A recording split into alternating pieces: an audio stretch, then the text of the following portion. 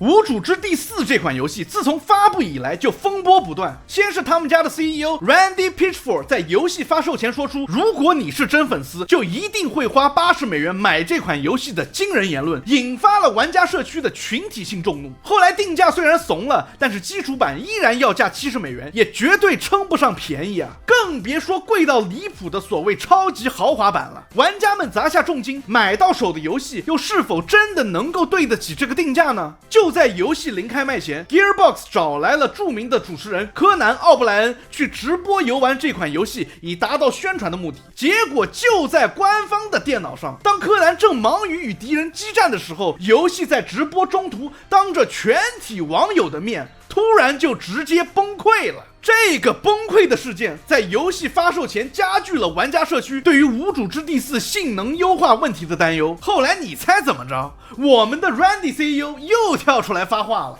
他在社交网络上声称，首日补丁不会创造奇迹，使用低配 PC 的玩家应该对游戏性能抱有更切合实际的期待。来，你告诉我，什么叫做更切合实际啊？PC 上绝大多数的玩家都还在用50、60级的显卡，这才是真正的更切合实际的现实吧？自家游戏优化做得一塌糊涂，却还要怪玩家太穷、硬件太差，真的 Take-Two 你们请一个好一点的危机公关吧，别再把 Randy 放出来乱讲话了，我都为你们着急。最终游戏在发售后首日补丁根本没起作用，而且对比之前的无主之地，这画面也没有很惊艳啊！一个卡通画风的游戏，配置要求竟然这么高。Steam 不出意外的直接被差评灌爆。这个游戏在我看来其实挺好玩的，只不过完全是被糟糕的优化给毁了。其实不止一个无主之地4，你有没有发现近几年3A 大作的首发优化做的是越来越差，有些甚至在已经是定制硬件的游戏主机上也出现各种崩溃和卡顿的问题。 PS4 时代就大肆宣传的什么 4K 高清，结果10年过去了，有的游戏在 PS5 上居然还是靠超分辨率搞出来的假 4K。 厂商对于 DLSS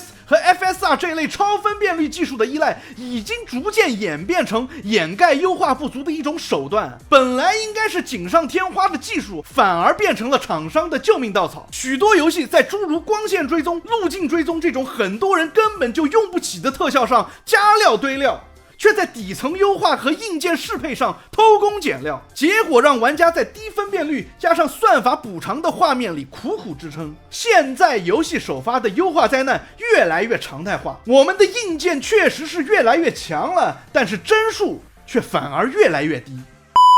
大家好，欢迎来到第9频道，我是老九，在这里我们一起剖析第9艺术的真谛。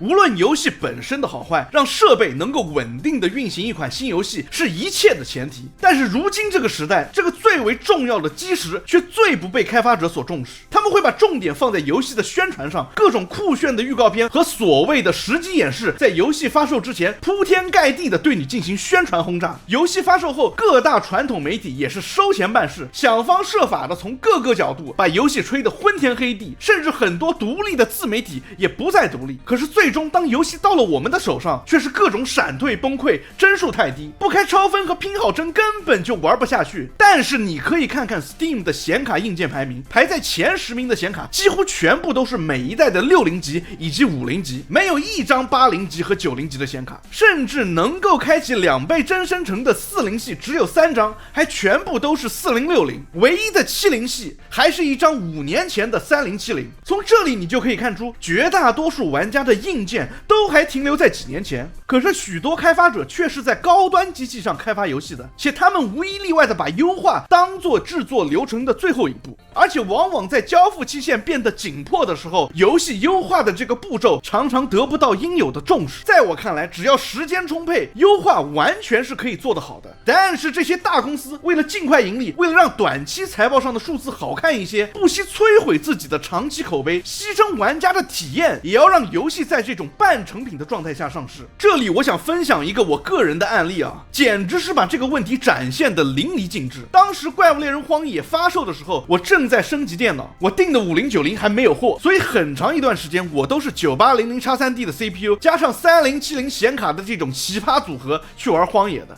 3070可怜的8G 显存让我的怪物猎人荒野变成了多边形大战，画面更是因为激进的超分辨率糊的是一塌糊涂。结果当我的5090到手上机之后，我以为我要起飞了，可是现实却直接给了我一记响亮的耳光。强如5090，我把这个游戏在接近 4K 分辨率的情况下，特效都给拉满了，这画面也不好看啊，而且灰蒙蒙的让人很不舒服，有些场景甚至都无法稳定60帧。而且荒野这个游戏就算是在游戏主机上，比如说索尼家的旗舰 PS5 Pro， 它能稳定60帧的性能档也是靠着超分技术 PSSR 从 1080p 超分才能上 4K 的。而 PS5 非 Pro 版本的原始分辨率更是只有可怜的 900p， 原本应该是增强玩家体验的超分技术，如今却被各大游戏公司过分的依赖。现在的游戏你不开超分，直接卡到你怀疑人生。有些玩家会把优化太差的原因怪罪到游戏引擎身上，就比如虚幻5引擎。我看到很多玩家在知道一款游戏是用虚幻5引擎开发的时候，都会下意识的甩一句 Another UE5 slop， 意思就是又一个用虚幻5做的烂优化的游戏。这种标签化的吐槽在玩家的社区已经成了一个梗了，几乎让虚幻5做的游戏变成了糟糕优化的代名词。可是实际上游戏引擎只是一个开发的工具，它本身并没有错。就比如我经常提到的33号远征队，它也是用虚幻5开发的呀，但是它的优化就做得非常的好。真正的问题在于开发者的态度和使用的方式。现在的很多开发者过度依赖工具预设的模板和现成的素材，以为有了虚幻5就能轻松做出大片，却不愿意投入精力去适配不同硬件下的游戏效果。放在以前啊，游戏优化曾经是开发过程中的重中之重。那个时代的硬件性能有限，开发者如果不在资源分配、画面剪裁和加载机制上抠到极致，游戏根本就跑不起来。比如早年的寂静岭2，雾气的目的最初并不只是单纯的为了营造恐怖的氛围，而是一种高明的技术优化手段。他们通过在远处布置浓雾，玩家视线以外的建筑和场景就不需要被完全渲染，可以大幅减少显存和处理器的负载，既保持了游戏的沉浸感，又保障了画面的流畅度。反观如今的寂静岭2重制版，明明现在的硬件已经大幅进步，刚发售的时候却依然出现了实机表现糟糕、优化粗糙的问题。玩家们后来才发现，重制版里那些被迷雾挡住的场景和建筑物，即使看不见，也依然被完整的渲染，占据了大量的系统资源，结果就是帧率不稳，显存占用飙升。这正好反映出当下许多厂商的懒惰心态。在硬件性能提升、引擎功能强大之后，开发者反而不再去思考怎么优化，不再用创意去解决技术上的限制，而是把一切都寄托在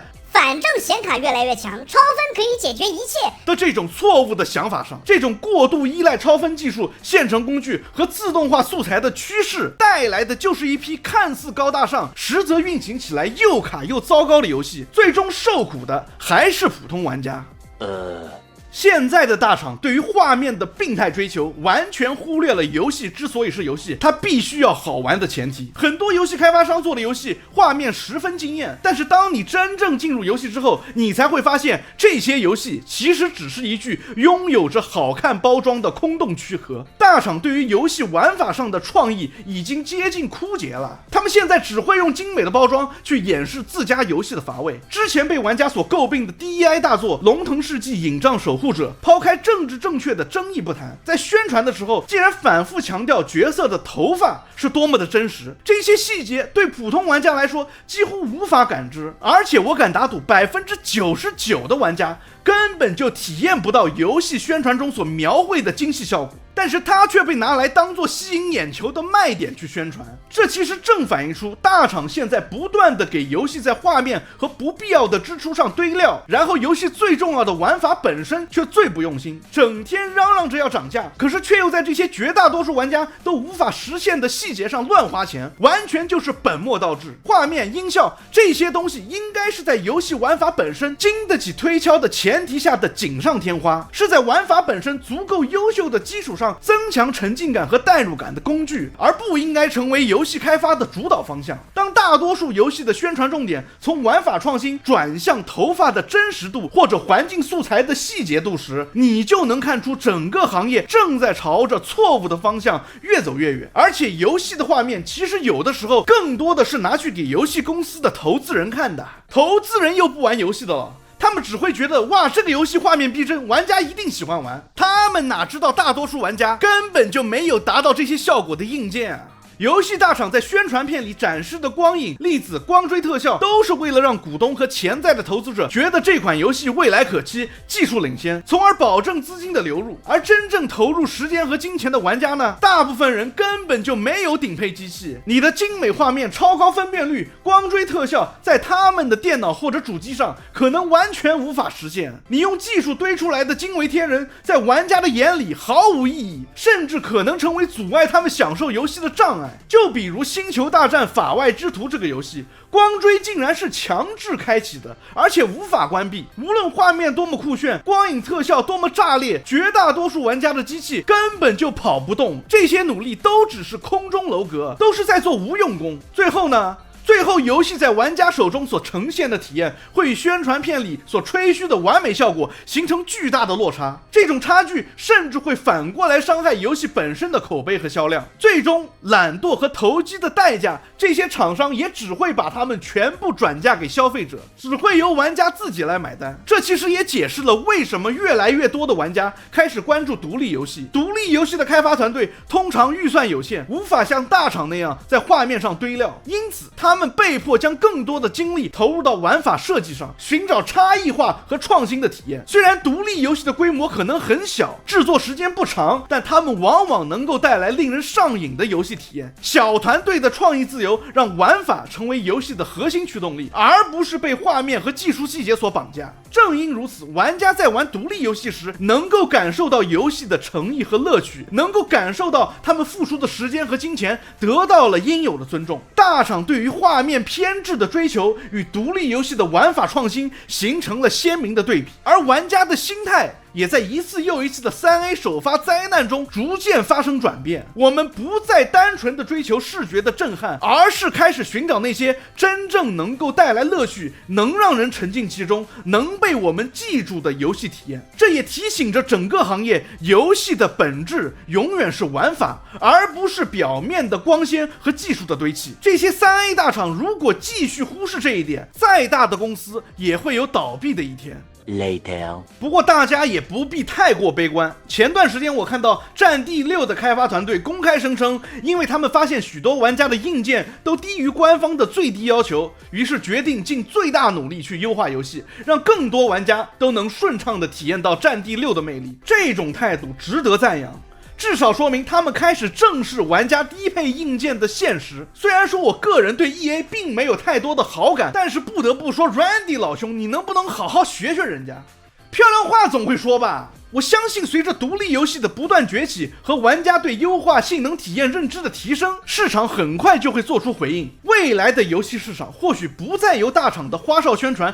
和视觉堆料所主导，而是被那些懂得玩家优先、优化至上、玩法为王的小团队慢慢改变格局。随着游戏图形技术的不断进步，玩家们将不再只盯着画面的光影效果，而更多的会去找回玩游戏的初衷，开始去寻觅那些真正值得投入时间、能够留下回忆，并且在玩法上独树一帜的游戏。